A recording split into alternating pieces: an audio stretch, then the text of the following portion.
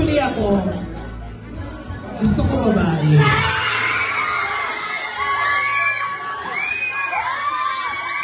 At sa tingin ko, babae. Number one, ay dineclare ko yun, babae. Kaya, pangalawa, naniniwala ko kay Kuya Jimmy. Expert yun eh.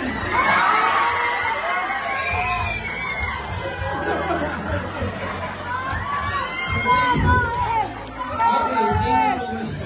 Okay, kay Pastora naman tayo. Pastora, ano po ba gusto mo?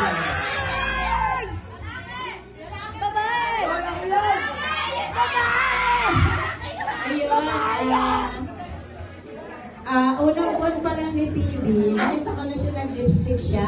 Di ba? Yun kasi yung batayan ko kapag kababae. So, sabi ko sa anak, nung lalaki ang anak ko, ang dapat ko maligo, ang ito nakilinig ko. So,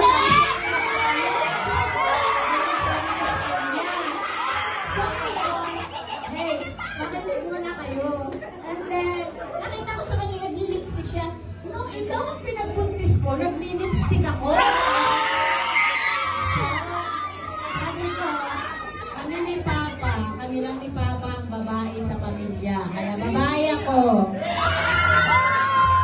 Ayan, so thank you so much po. Okay, no, so puro babae. No? So, okay.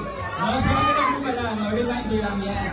So bakit po ba tayo merong gender reveal? No? So sa mga hindi po nakakaalam, ito po ang unang apo ng ating minamahal na Pastora.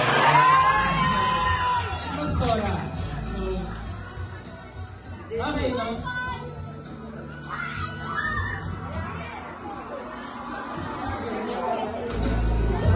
Okay, no? So, nire-request po ng ating mahal na couple. Ayan. So, sige po, nasan po yung mga stick po natin? Ayan, no? So, gusto po nila na mag-selfie po tayo kasama yung stick and send po natin siya sa CCC na GC po natin. Para po meron silang memory